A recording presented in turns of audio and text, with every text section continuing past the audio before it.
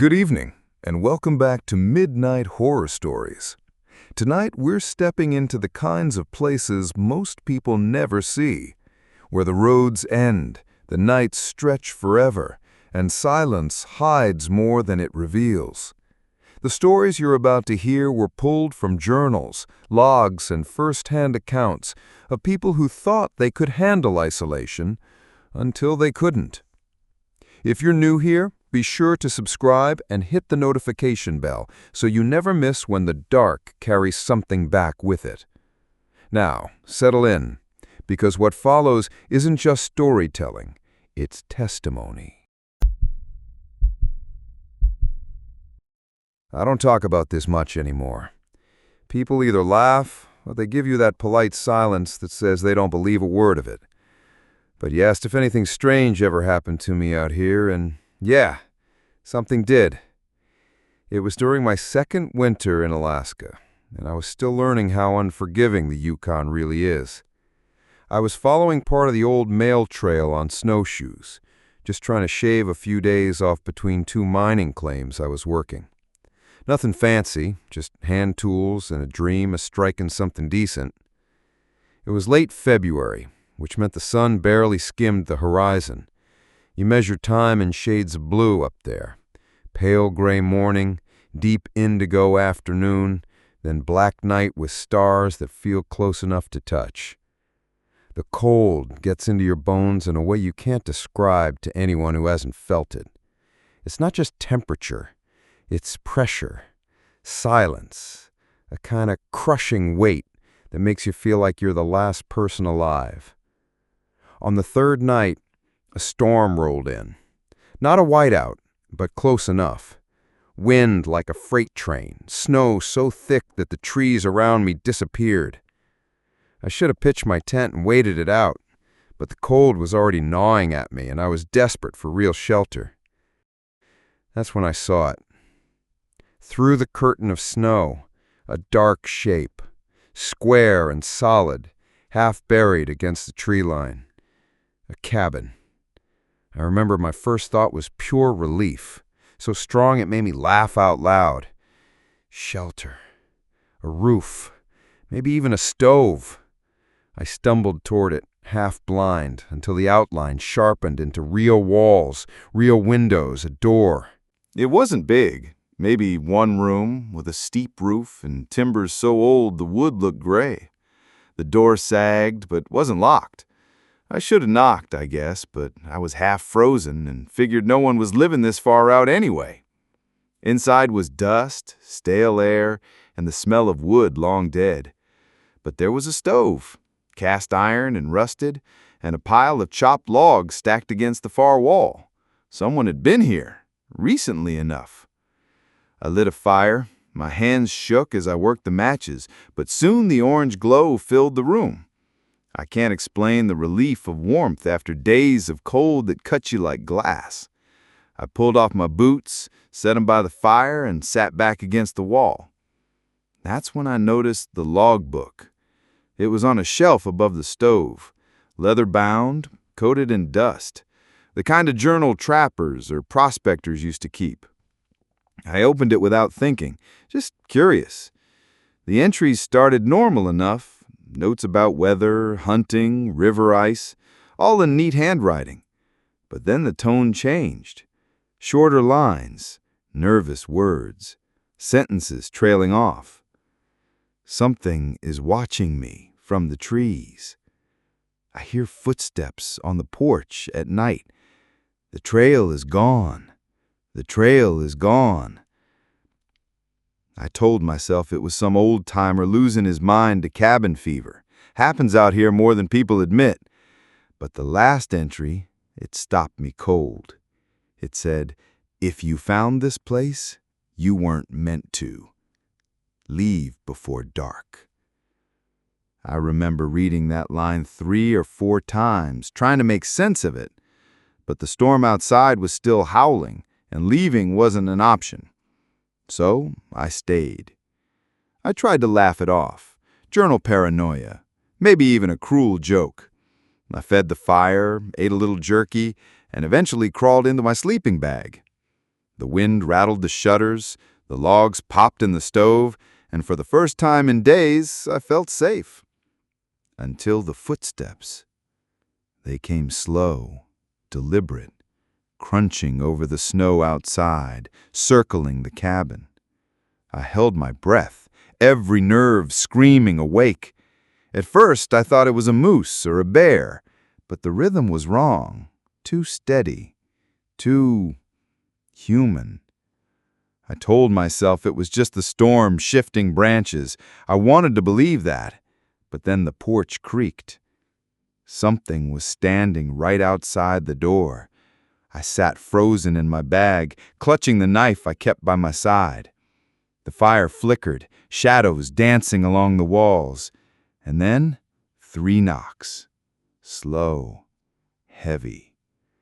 I didn't move, didn't breathe, just stared at that door like my life depended on it. The knocks didn't come again.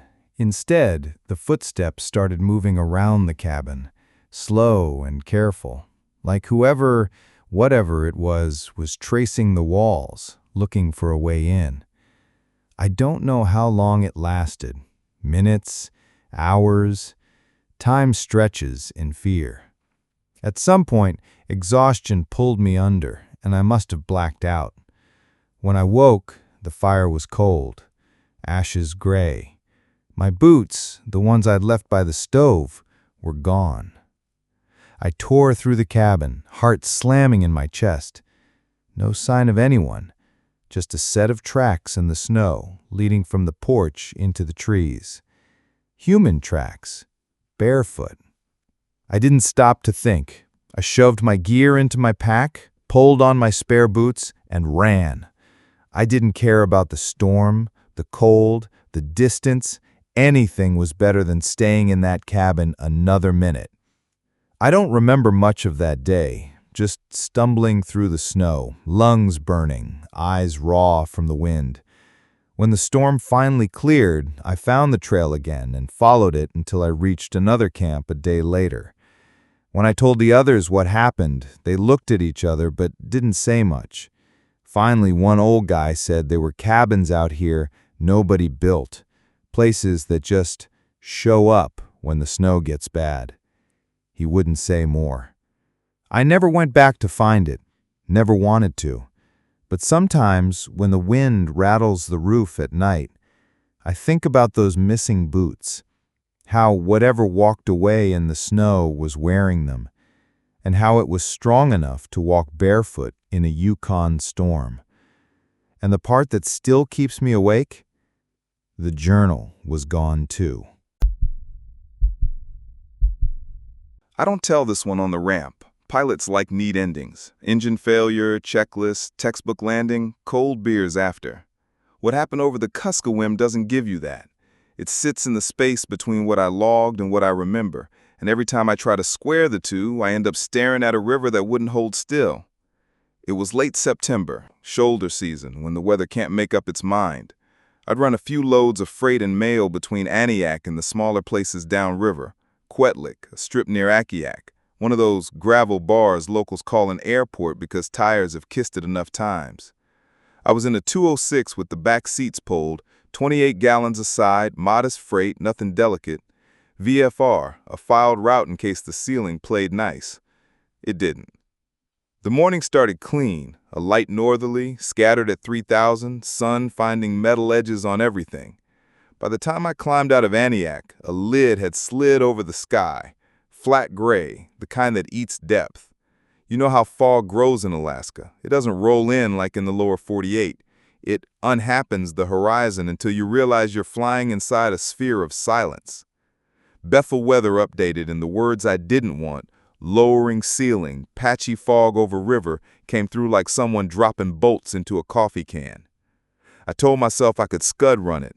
Everyone does it at least once. Keep the river on your left. If you lose the edge, climb. Simple.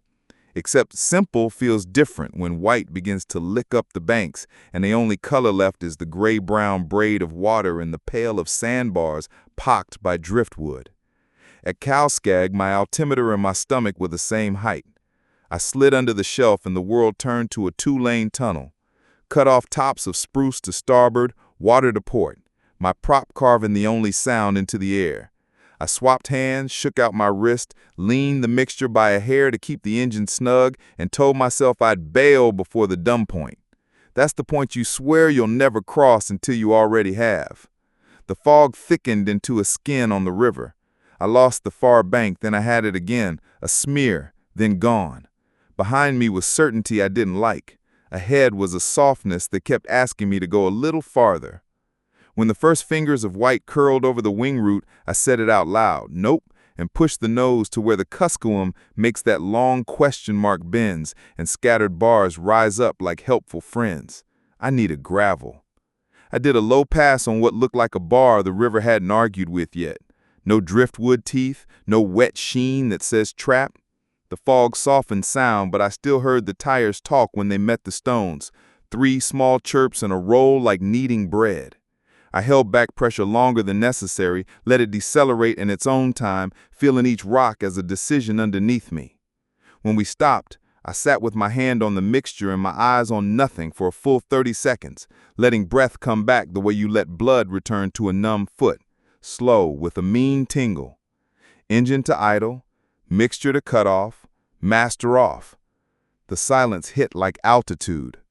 I cracked the door and the smell that came in was the river's. Cold water, old silt, willows. Far off something creaked in the fog, maybe wood on water. A loose barge? No hum of an outboard, no shot from a hunter. Just that living quiet that makes you worry you're the only noise left. I told Bethel Radio what I was doing. Precautionary landing on sandbar. Position relative to a bend only locals would understand.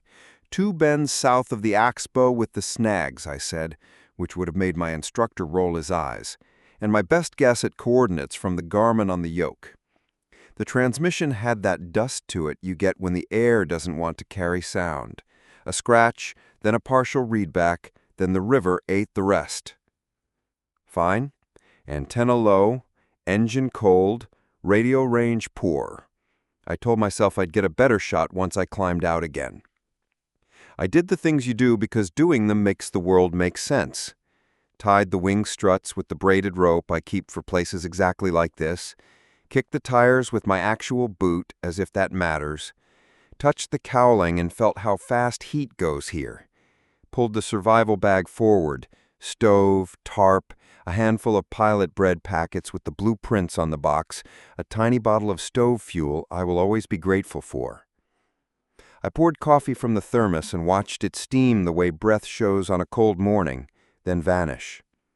Fog does strange math. You think you see a shadow, it's a willow. You hear water close, and then it sounds far. I was so intent on finding edges in the white that when I heard the dogs, it took me a second to understand what the sound meant. A chorus, but not frantic. Dogs in harness make a specific kind of noise, chuffing and chain clink. These were yard sounds, soft yips, a shake that rang a metal ring against wood, a single bark like a question. And the smell, not dog smell exactly. Smoke, the oily sweetness of a hot stove, fish, or the ghost of it. I climbed onto the wing for a look and saw what I shouldn't have. A plank of boardwalk emerging out of the fog and running parallel to the river, like the dock had grown inland, linking shapes that resolved into houses one after another. Not big houses, squared timbers, roofs pitched against snow load, window glass that reflected back nothing but white. To the right of the nearest one, a fish rack, empty now but stained from the season. A sled upside down on a barrel. A skiff pulled well above high water, its aluminum dull with life. I know the villages on this stretch. I know the ones that were and the ones that aren't anymore. This place was not on any map in my head or in the 250,000 folded under my seat. Something in me wanted to call out. Something else, the part that has learned you can be rude to the wilderness and pay for it, told me to wait. I slid off the wing and walked toward the boardwalk because you walk toward smoke in Alaska the way other people walk toward neon. My boots made that hollow sound on planks. I kept my hands where they could be seen. My other hand wanted to be in my pocket, around the comfort of a lighter and a Leatherman and a strip of jerky like talismans. A woman stepped out of the fog as if it had decided to make her. Mid-40s, maybe. Lines at the eyes the way this cold writes on everyone, a scarf tied over her hair. She wore a heavy parka I recognized, army surplus style, but it looked like it belonged to the place, not to me. She lifted one hand in a motion that could be hello, could be wait. "Guyana," I said out of reflex, the one word of Yupik a pilot can say without worrying he's pronouncing thanks when he means the sea. Her mouth softened, not quite a smile. The dogs quieted like somebody had told them a bedtime story. She tilted her head toward a door. Her boots didn't clatter the way mine did. They made a closer sound, like an animal's pads. I followed because the alternative was standing still until fear made choices for me. Inside was the kind of warmth you feel in your teeth. A drum stove went red at a seam.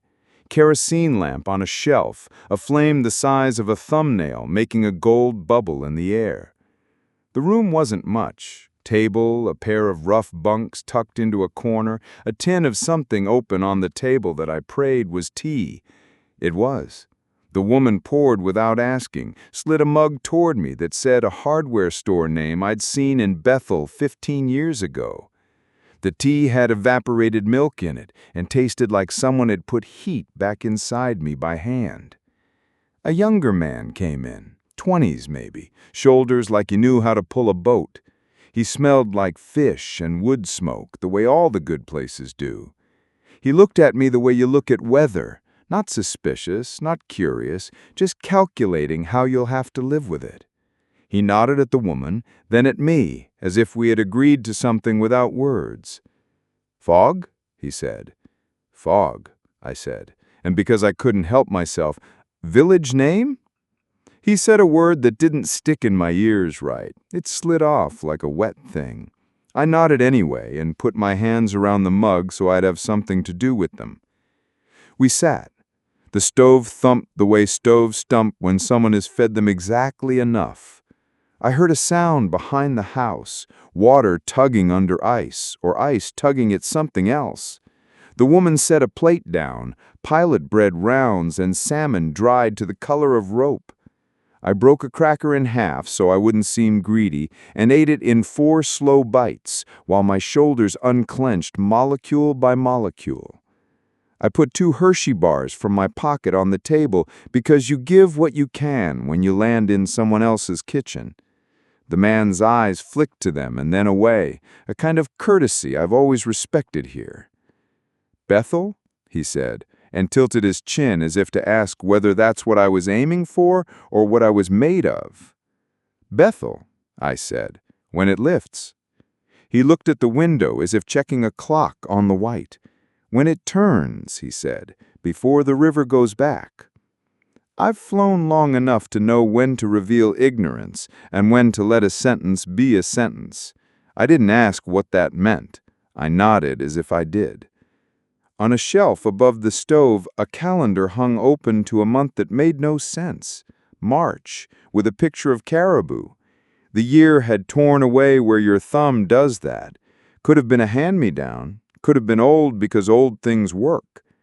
The lamp made a low, glassy sound when it was turned, a note that said, "Don't forget me." I don't remember sleeping, but I remember waking.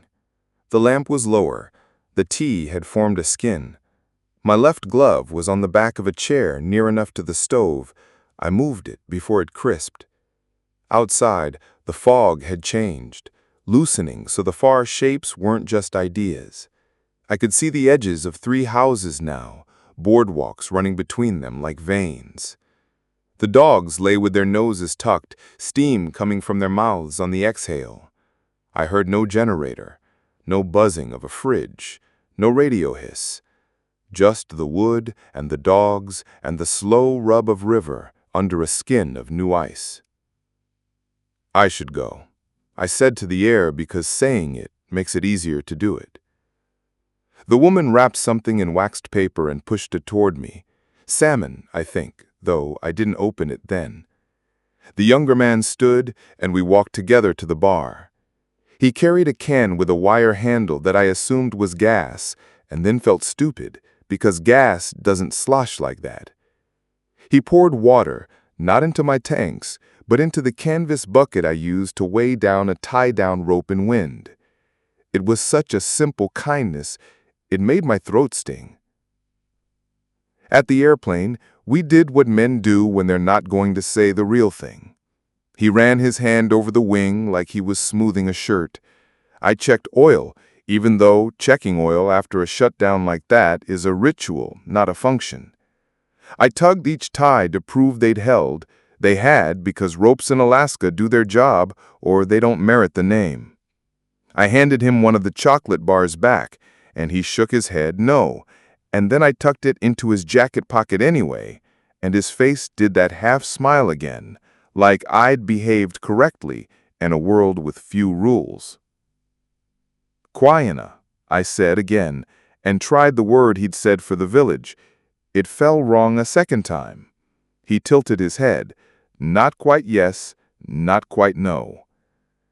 I strapped in.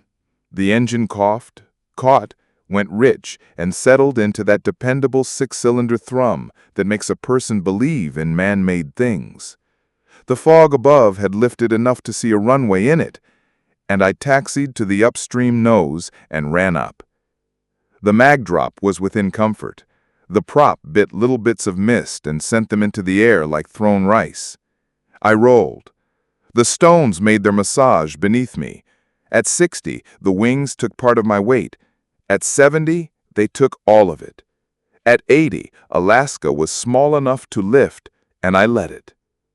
I climbed to where the gray had a lighter gray in it, and gave myself 2 minutes of straight out before turning to find the river's curve again. At 900 feet, I thumbed the push to talk and told Bethel Radio I was airborne from a precautionary sandbar en route. I gave them what the Garmin read out, numbers with too many decimal places. Say again your position, came back sharper. Radar had you near Kaskarg for a while, now we're not painting you. VFR altitude, I said, because it's easier than explaining the fog makes liars of machines. Copy, they said, in a tone that wasn't a copy at all. I turned once in a slow circle, scanning for the village. Below, the boardwalk had become a line of wet timber between pale. The roofs were flatter from up here, the way roofs are. The fish rack made a fine black comb. I banked a little more to fix it in my mind. When I came back around, the fog had moved like someone had poured milk down the page. The boardwalk was a smear. Then the smear was just water, reflecting a non-sky. In Bethel, men unloaded the boxes and talked around me, their voices the right kind of loud. I wrote the landing and the times on my kneeboard, and the numbers looked like anybody's numbers. On the way home, a council house elder pointed at my boots and said, "You tracked up half the ramp." And I realized the mud on the soles wasn't the usual Yukon gumbo. It had the fine silt of a bar that goes under at high water. 2 days later, when the ceiling flirted with good and my head needed proof, I flew back along the same ribbon of river. The fog was gone, the water in a different mood, dimples where wind touched it. Bars that had been dry were wet. The one I wanted was a gray snake too thin for rubber. I followed boardwalk logic with my eyes and saw only willows. I flew another mile, then another, and found the shape of 3 houses that were nothing but 3 logs in a pile at a bend. I asked an older pilot on the ramp in Aniak if there had been a village right where I described. He didn't laugh. He stabbed his cigarette in the direction of the river and said, "There were dozens that aren't there now. Some left in a week, some left in a night when the ice jam took the bank. Sometimes the river moves the whole place 2 feet a year until it's gone, and nobody takes the name because the name stays with the dirt. Eat something. You look light."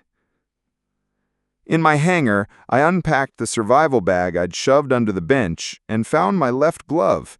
I hadn't worn it on the flight back. I had been in liner gloves the whole time.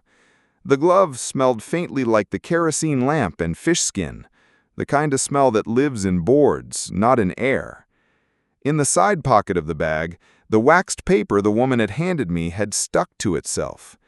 Inside, salmon strips, dry as cedar and sweet with smoke. I chewed one, and it left an oil on my teeth I couldn't convince myself I'd imagined. I've tried to find the place on satellite images. The river changes its mind each year. The meanders cut new throats. Oxbows go blind. Sometimes, late at night, I scroll along the gray ribbon and feel that same weight in my hands I felt on the boardwalk. How the wood hummed with 1,000 boots that had walked it in winters I didn't belong to. The logbook entry for that day is clean. Engine hours, off and on times, precautionary landing, the phrase that makes everything correct. No coordinates, no names. In my jacket pocket, a pilot bread wrapper has become a permanent crinkle, even though I don't remember eating any on the bar. If I turn it over in my fingers, a faint brown smudge shows where someone's, not mine, thumb pressed sugar or tea into the paper. When the fog lays down over the river now, I climb. I let the radio be the distance between me and the white. And when someone says, "You could always put it on a bar," I nod like all the men who nod, who have and will again. I don't tell them about the dogs I heard before I saw any land, or the woman's careful hands, or the way the river took it all back in the time it took me to make one circle. The maps say it isn't there. Maybe it never was. But there's a thin place on that bend where the Garmin glitches for a breath and the window fogs along the bottom edge. And when it happens, I taste smoke and tea and feel the plank under my boots. And for a second, I know exactly where I am, and I don't want to be anywhere near it. I saw them first just north of Coldfoot, a clean pair of headlights, sitting exactly 2 truck lengths behind me and holding there like they'd been painted on the dark. You get used to company on the Dalton, pilot cars, tankers, the odd pickup, but nobody sits on your bumper through Adigan like that. Not in winter, not at night. I'd fueled heavy, topped both tanks in a Jerry, because the cold had been mean that week, and I didn't want to gel up in the pass. Thumped my tires, checked my airlines for frost, topped the anti-gel till the diesel smelled like some pharmacy mistake. The 579 idled with that steady 6-cylinder confidence you come to love like a dog's breathing. Chains rattled in the sidebox when I closed it. The air dryer did that hollow cough. The thermos lid squeaked when I tightened it, a little human noise against the big quiet. Channel 19 was mostly ghost chatter and the odd northbound checking in. I got the watch for moose around 200 and the usual gripes about DOT, then just the radio's low shush. It was one of those nights when the aurora makes a thin curtain and you keep catching it in the corner of your eye like someone's waving. The pipeline ran its steady silver to my right, the kind of man-made line that makes wildlife step a little wider. I climbed out of Coldfoot slow, easing the weight of a half-load of lumber for a contractor in Deadhorse. The road had that black glass sheen under the dusting they call good traction if you've been up here too long. I kept the Jake on too, nose a hair left to center to dodge the polished ruts, eyes doing that rhythm, mirror, road, gauges, mirror. That's when the lights came up behind me, 2 clean white circles, not LED blue, not weak halogen yellow, but the kind of dealership bright that makes you think new pickup or someone with money to burn. Northbound behind me, I keyed up, calm as I could. You want around, say the word. I put my right blinker on to be polite and feathered down to 45. The lights dropped with me. No gain, no pass. Go ahead then, I tried after a minute and clicked the 4-ways twice, the trucker courtesy that means I see you, take the lane. Nothing, just those lights sitting in the same spot, like they were tied to the back of my trailer. I told myself someone had their kid at the wheel, new on the road, too nervous to pass before the shelf. Or maybe they were tucked in behind me to cheat the wind, You see that on long grades. Fine, we'd sorted at the brake check before Adigan. I watched for them when I pulled into the turnout, let the air build after a little stabby braking just to make sure the lines were dry. The wind slumped around us in that low, tired way winter wind does at 2 in the morning.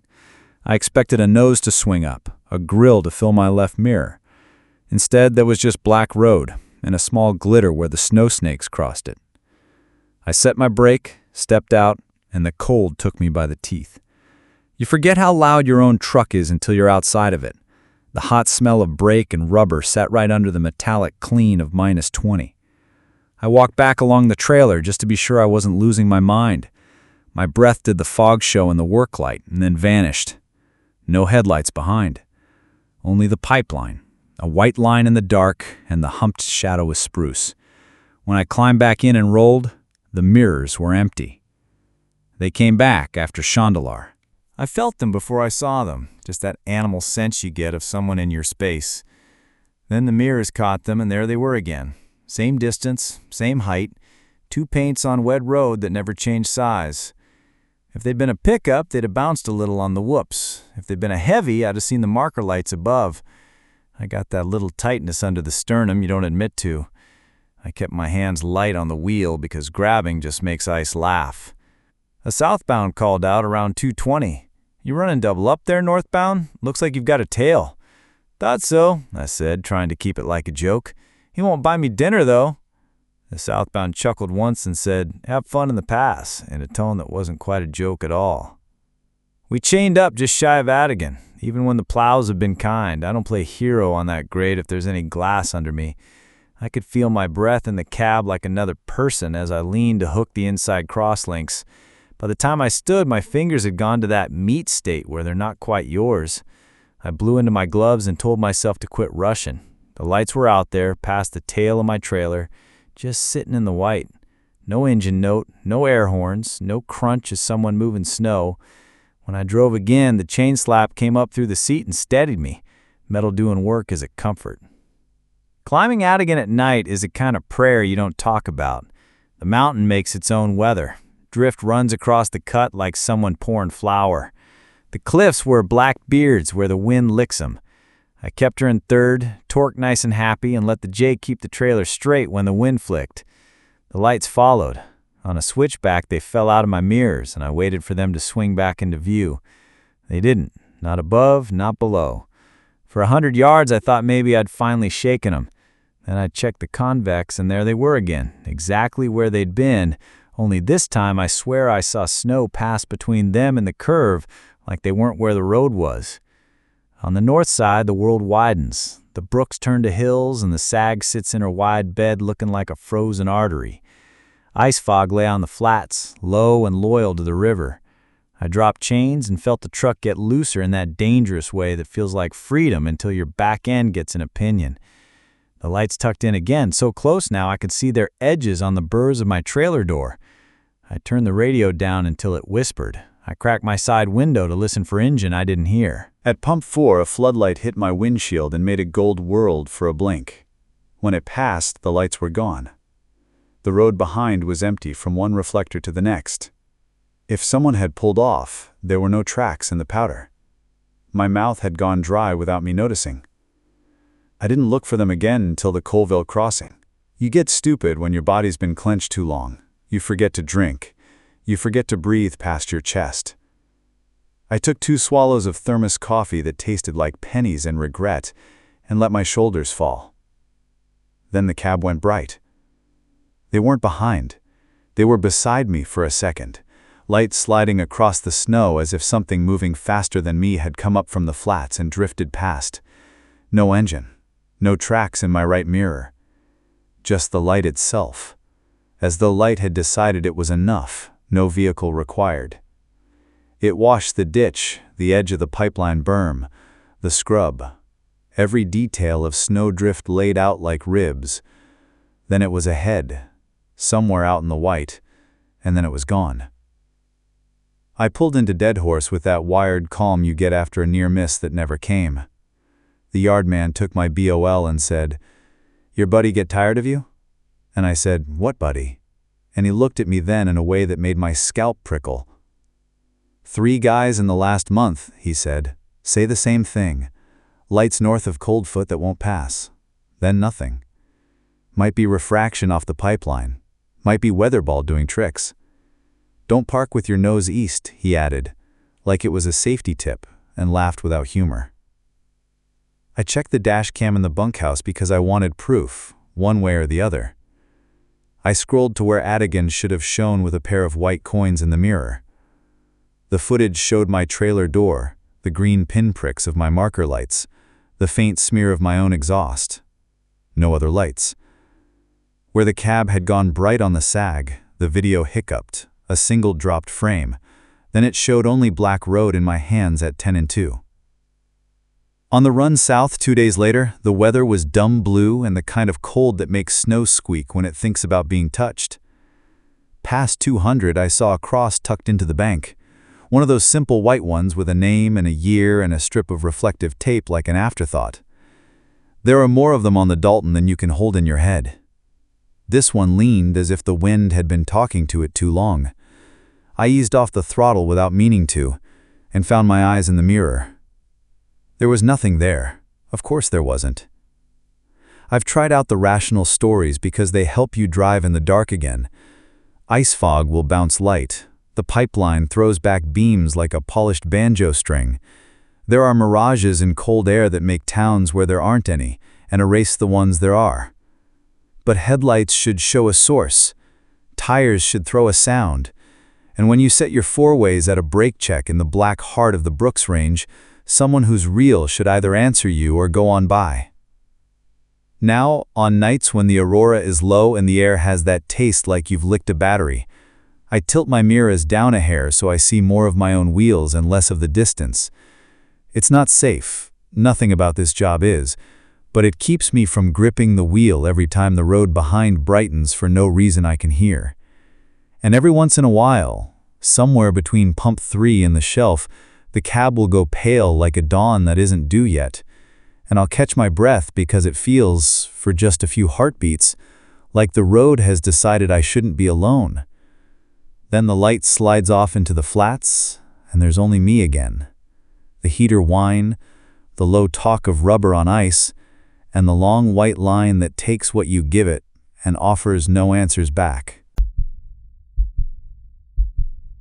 I've told this story 3 times in person, and each time I cut a different piece off of it to make it easier to swallow. This is the whole thing. You can decide which parts to keep. We were north of the Brooks, a few miles off the Dalton, on a low rise above a coulee where the wind combs willows flat and the snow stacks in blue layers. Early March, sun back for a few hours, air like broken glass in your lungs. Our job was boring in the way that keeps people alive. Drill cores, log depths, install a thermistor string, and go home with numbers that help engineers stop buildings from sinking when the permafrost gives up.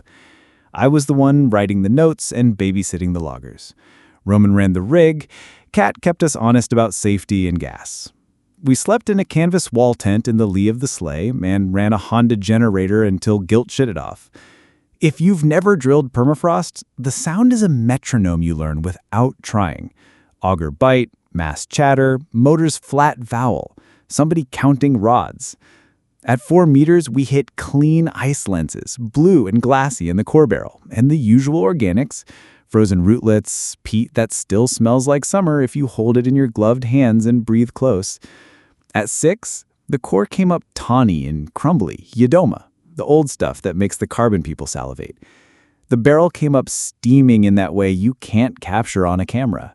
Just a breath you feel on your cheeks.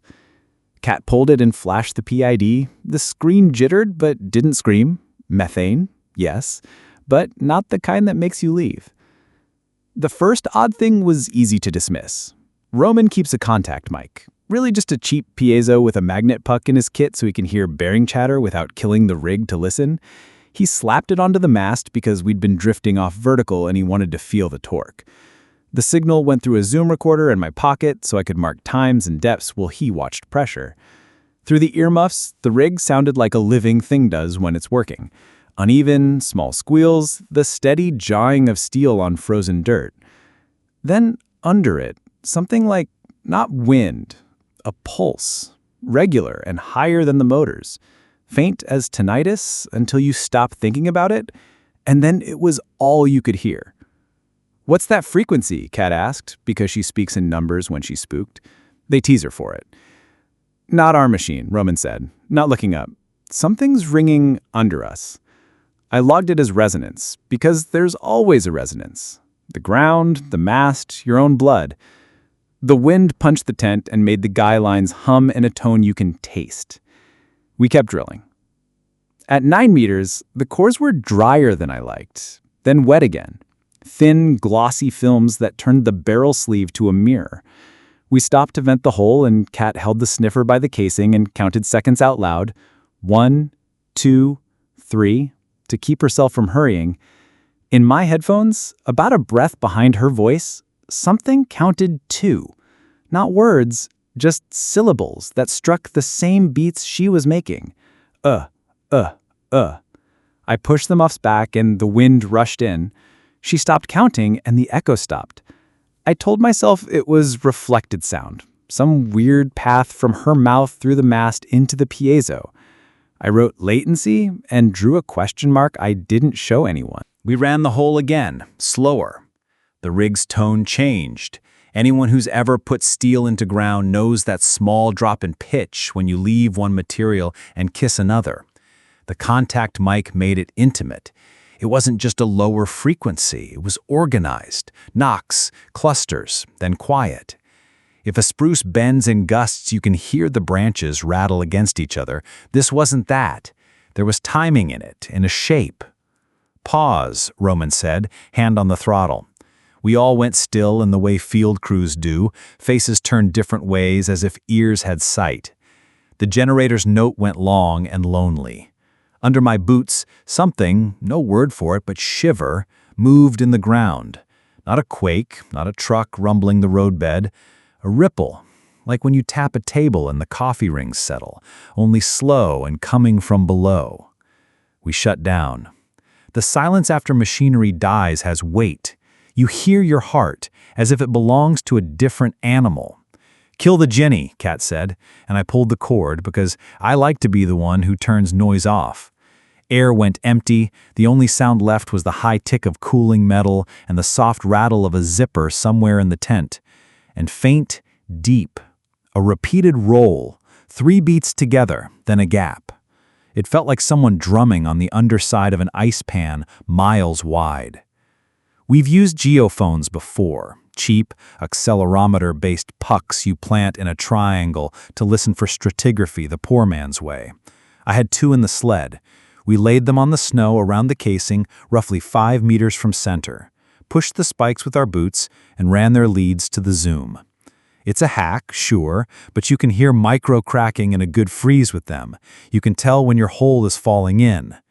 I set the gain low and watched the meters whisper to themselves. Then I snapped my fingers once near geophone 1 as a test tick. The recorder blipped. 12 seconds later, the same shape, a skinny vertical scratch on the display, walked across the channel from geophone 3 to 2 to 1, as if the earth itself had delivered my click back in a circle. "Do that again," Roman said, not smiling. I did. Same delay, same procession. Kat tapped her knuckle on the casing 3 times. A minute later, something far below us knocked banked 3s back. We didn't say what we were all thinking because you don't talk to the ground. You interrogate it, and it lies to you in ways you understand. We tapped code we told ourselves was random. The returns weren't copies, more like paraphrases. The delay varied like a breath held, let out, held again. My hands were sweating inside their liners, and the sweat went ice slick the second I peeled a glove to push a marker button. I smelled the sour of myself and the sweet of the stove fuel and the faint, drowned scent of old plant caught in ice. "Pack it," Roman said at last. "Set the string and go." We assembled the thermistor chain, little epoxy bullets spaced at ½ meters, a cable thick as a pencil. I lowered it into the borehole, numbers on my notepad ticking to depth. At 11 meters, the string hesitated, like it had caught on a lip. I fed slack, lifted, fed again. Downhole, something ticked the casing in even rhythm. Tink, tink, tink, as if a bead were sliding and dropping, sliding and dropping. It was the same cadence Kat uses when she says 1, 2, 3 to calm herself. I didn't say that. We poured a slurry backfill to set the chain, bentonite chips and snow melted in a bucket on the stove till it made a slow gray pour, and we staked the logger box and ran its cable in like a vein. I configured the hobo with numb fingers, logging every 30 seconds, time stamped off my watch because the GPS time wouldn't hold on that model. The screen gave me the right blink, primed, hungry for numbers.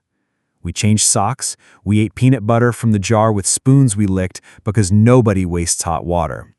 The sun's edge went shallow and the cold deepened until you heard it as much as felt it. I lay back in the tent to close my eyes, and the last thing I heard before sleep took me by the throat was that soft, irregular drum under everything. At 02:14, I woke to the logger's alarm, a thing I've never heard actually go off. It ticks when the batteries die or the temperature jumps beyond set limits. It was making that tiny chirp it makes when it wants attention. I pulled on boots without lacing. The snow inside the tent door squeaked when I stood on it, a sound you only get below -20. Outside, the stars were hot needles and the world burned blue. I brushed hoarfrost off the logger, thumbed the button, and the tiny LCD showed a ladder of temperatures stepping up and down the hole in a wave. -11.9, -12.0, -12.1, -12.0, -11.9, all changing in sequence, top to bottom, bottom to top, over and over, a pulse running the depth like a thing moving hand over hand up a rope. We were nowhere near an indwelling thaw. There was no fluid to convect. The numbers should have been boring. They were not. The geophones, still half buried, hummed in my headphone cups, though the snow's own silence pressed so hard my ears rang. In the pitch of that hum, I could hear our day braided through. The count of rods, the pause when the bit bit, the way Kat says, okay, flat to make fear smaller. Not words, not mimicry, just shape. I turned the gain up more than was wise and asked soft enough that breath frosted my lip, "Who are you?" What came back wasn't a voice. It was an intake, like the sound under a laugh before the laugh happens, and then a long exhale that made the meters stand up for a second. Under my soles, the frozen ground shifted the width of a sheet of paper. The thermistor ladder bloomed warmer by 1/10 of a degree in an arc from 3 to 6 meters, and then cooled again, like the heat had been borrowed and politely put back. I shut everything down. We pulled the geophones, unbolted the mast, lashed the rig. It didn't feel like panic. It felt like not touching a red burner twice. The sky had begun its lazy milk toward morning, and the temperature fell in that last-hour way that makes metal murder fingers. I wrote, "Site closed due to instability," because that's language you can submit and have reimbursed. When we hit the Dalton, the pipeline to our right hummed with whatever song it always hums, and trucks carried their long, bright ships of light, and none of it cared. Back in Fairbanks, I downloaded the files. The recorder had taken in the contact mic, the 2 geophone channels, and a little bleed from my own breathing because I forgot to flip the pad. On a spectrogram, the returns weren't noise. They weren't words either. They were vowels, formant stacked like ribs, but shifted lower as if something big were speaking from a long way off. When Kat counted 1, 2, 3, the energy came back later in the same pattern, blurred as if through water. When I whispered my question, the return wasn't a word, just a breath, loud and then gone. The thermistor data marched like a tide and refused to look like anything else. We sent the package to a friend in Anchorage who does near surface for DOT and PF. He wrote, "Structure-borne, coupling. You excited your whole with your own behavior. Beautiful data." I wanted that explanation. I still want it. I can almost make it fit. Every so often, late, when I play the files with my eyes closed, I hear a different detail. It's not the rhythm, it's the timing. The way the returns lengthen when we speak more softly, shorten when we go brisk, the way something down there learned us in an afternoon. The logger's battery died a week later in the shop, which is fine. Those cells hate the cold they were invented for. I keep the bentonite bucket because it now smells like a thing I can't name. If you press your face to it and breathe, it smells like old plants and faint iron, and under that the sweetness that gets into wood after a stove has run for years. We didn't go back to that site. The paperwork says sediment collects risk, and a budget that didn't like returning. When I pass the turnoff on the Dalton, I keep my hands at 10 and 2 and my foot even, because I can feel an old desire to step on the brake and walk 5 miles in -20, to put my glove on the ground and say a thing out loud to see if it comes back. I won't. You can get used to a lot in Alaska. You can even get used to the Earth's noises, but I don't think you should ever get used to the feeling that the ground listened, waited, and then asked, in the only language it had, for you to speak again. I've been in search and rescue in Alaska for over a decade. I've dealt with hunters who vanished, planes that went down in the tundra, hikers frozen a mile from their camp. You learn the math quick. The cold doesn't forgive, and the odds are rarely on anyone's side. But there's one call I can't file away neatly. It's the only time I've felt like the wilderness itself handed us something back, and not because it wanted to. It was late February, the tail end of a 3-day whiteout, the kind of storm where snow isn't falling so much as suspended in the air, grinding sideways in sheets. The wind makes a pitch that drills behind your eyes. Roads were shut, planes grounded, villages isolated. Normally, SAR doesn't move in that kind of weather unless someone high up pulls the string, but this time they did. The call came from a remote cabin east of Nome. A prospector had holed up out there for the winter, and his family hadn't heard from him in weeks. His supply drop hadn't been picked up either. A neighbor snow machined out before the storm and found the cabin door wide open, generator dead, and no sign of the man. Then the storm hit, trapping everyone in place. 3 days later, when the wind finally let up just enough, we went in. We set out in a Haglunds, tracked, heated, about as good as you get for Arctic travel. The snow still came in sheets, visibility maybe 50 feet. But we were crawling forward, GPS guiding us more than our eyes. Every time we stopped, you could hear the snow hissing against the hull like sand. About 6 miles from the cabin, we saw him. At first I thought the storm was making shapes again, the way your eyes start finding figures in the white blur. But then it got closer. A man, walking straight toward us, out of the blizzard. We stopped, kicked the side door open. He was maybe 20 feet away now, moving slow but steady. No goggles, no mask, no face wrap. Just a parka hood dusted with rime. His skin raw and frost pink, eyes narrowed against the gale. He lifted a hand like he'd been waiting for us. We shouted for him to get in. He didn't answer, just climbed in when we reached out. His gloves were stiff with ice. He smelled like nothing but cold metal and old wool. Name? I asked, already digging for the med kit.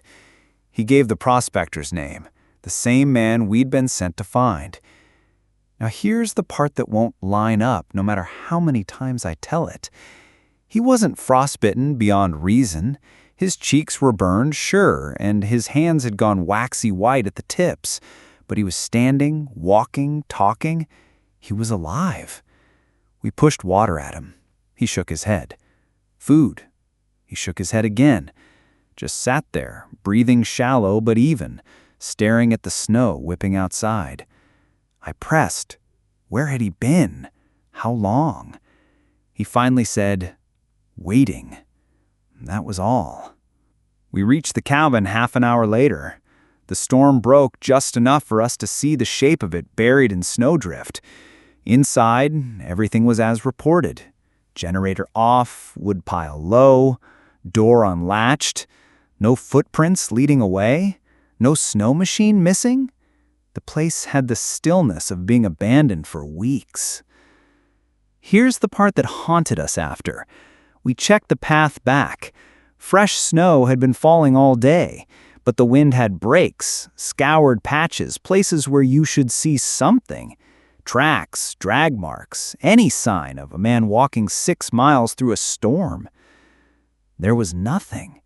Not drifted over, not blown out, just clean snow stretching behind us, as if he'd stepped out of the blizzard itself and into our path.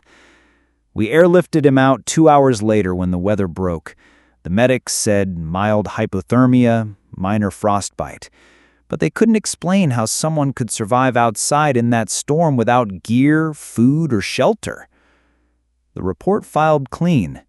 Subject located and evacuated, alive. That was it. But the last thing I remember, more than the absence of tracks, was what he said before the chopper took him. He leaned close so only I could hear, his voice flat like he was reciting, "You weren't supposed to find me." I've replayed it in my head since, the way he looked, half relieved, half almost disappointed. Sometimes when the wind comes howling at night and the house creaks like it's being buried, I wonder if the storm didn't give him back at all. Maybe it let him go for a while. Maybe it's still waiting for him. And maybe next time it won't make the mistake of letting us see. That's all for tonight's tale. If you want more, subscribe and turn on the bell so you never miss when the next nightmare begins.